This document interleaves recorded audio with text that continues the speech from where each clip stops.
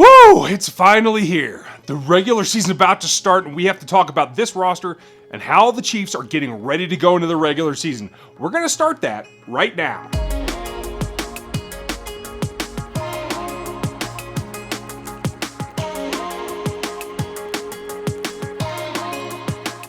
Now, I want you all to notice that I didn't point at you this time. Welcome back to RGR Football. I'm Ryan, and I've gone completely rogue. I'm out here on my own, and I'm going to give you my perspective on the Kansas City Chiefs and the NFL at large. Right now, we're going to talk about what the Chiefs have done to get ready for this point going into the regular season. Big contest right off the bat. San Diego Chargers, the Los Angeles Chargers, and Phillip Rivers are ready to go, and most of national media seems to think that they are just ready to waltz in and take over a division that the Chiefs have won 2 years running, and a string of games that the Chiefs have been blanking the Chargers. So it's definitely a contestuous kind of situation, and I think really this is going to be a foreshadow of what's going to happen throughout the whole year.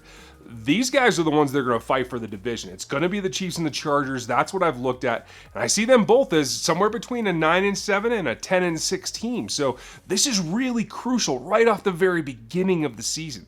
And I think that's great, not only for Chiefs fans, but for the NFL in general.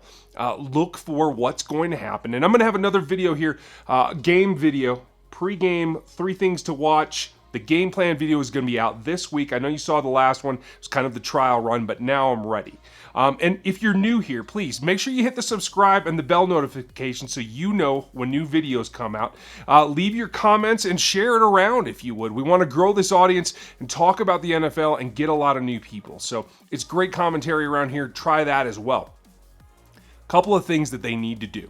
First and foremost, the Chiefs defense has been, under kind of a lot of scrutiny. And from me as well. But what they have to do is fairly simplistic. They have to get to Phillip Rivers. Doesn't matter how, they have to get to Phillip Rivers. That's all that matters. Justin Houston, D Ford, the young guys in Kpassagnon, and Speaks. And here's the thing. I think it's going to be a little bit more about the guys on the inside as well. There's young guys playing on the offensive line for the Chargers, and I think that's important to exploit them, both with Chris Jones, with Xavier Williams. I think Allen Bailey might get some good push as well. And I think it all kind of works in combination. Allen Bailey's push from one side can help Chris Jones get home too. So keep that in mind. I know there's a lot of folks feel like Allen Bailey's kind of underrated and not playing up to his potential. But if he's healthy, he can do some damage and set up the other players on that defensive front. Very, very important guy. So I think if they can crush that guard-to-guard gaps, get some of that back in Phillip Rivers' face, that's going to help them a lot. Protect some of the guys on the backside, Scandrick and Nelson. I want to see them. I'm pretty confident in Fuller. I'll be interested to see where Fuller matches up. And if they try to do anything that may be out of character for the Chiefs over the last few years, maybe have somebody follow, maybe have somebody switch sides. I'd love to see Fuller on Keenan Allen consistently and just trail him all day, but that's me. We're going to see Ron Parker back. The Chiefs did a couple of things, and this feeds into what we were talking about in terms of the roster itself. Ron Parker's back. And a lot of folks are going to say, oh, well, he went away. He didn't play for them. They didn't want him. Why would we take him back? Well, here's the simple fact of it, folks. Ron Parker's more easily prepared to play this game than Eric Murray and Armani Watts are. End of story. He knows the defense. He can get people in the right positions at least. Maybe he's not the athlete. Maybe he's not the turnover specialist or the guy that has the instincts like Armani Watts does. But what Ron Parker does is buy time for this defense to get better, specifically at his position. He can be a veteran guy that can start the beginning of the season, let Watts and Murray continue to improve. I expect to see a lot of rotation out of those safeties. And obviously the big question is Eric Berry. Look over there, I don't have to say nothing, and we just make eye contact and we just know what each other are doing. With other guys, we have to communicate more, of course, because we haven't spent as much time as me and Eric did just being out on the field together. But everything's come together, man. It's just like riding a bike. If you have Parker and Berry, 2 veterans, and you're rotating the other 2 guys in as the young, as the third, they still want to rotate back and forth. They're still going to do the Bob thing. They're going to play in the box some. They're going to drop back into single high coverage. They're going to play some cover two. They're going to try to come up and cover some slots. And all those guys have different skill sets, but they all have their strengths and weaknesses that can help this defense. It's difficult, but I think with the trust those guys have in me, and with the trust I have in those guys, man, I think it'll overlap and everything will take care of itself as long as we handle our business in the building and take care of business before Sunday. Because Bob has so much different jobs and so much different things anybody in the secondary can be able to do. And I think with me being interchangeable and just being able to move around and flexibility in the defense, that's what makes it so fun for me. Just not being able to sit in one spot. I can be anywhere, anytime. That's the good thing about playing in this defense. But they need somebody in the back that can kind of see it all and who has been there, done that for this defense. And I think Ron Parker's probably best in this scheme. He's better in this scheme than he is anywhere else, at least in the NFL. So it's a bonus. So give him a break. Let's see how he plays and see how he does.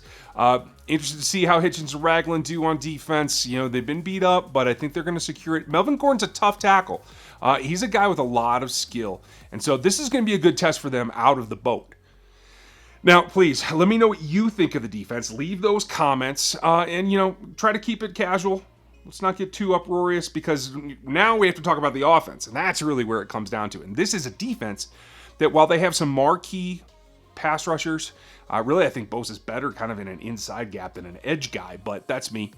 But they got gashed against the run last year. And that seems to be what they've done in the preseason as well. So for the Chiefs, we're going to talk about that in game plan, but you want to see the Chiefs offense get up and running. And as the cuts came down, you saw them depart from Parker Ehinger. Later, you saw Brian Witzman, the guy who started all those games last season, get cut.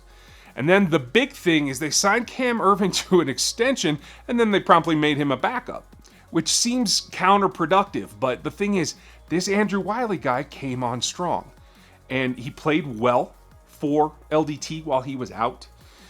He don't think that he can't switch the other side either because he played a lot of reps with the twos at the left tackle position, so he can play on the left side. He's really indispensable that way on both sides of the line. And it's going to be important that he gets in there because they've made him the starting left guard, a position that he didn't play in camp.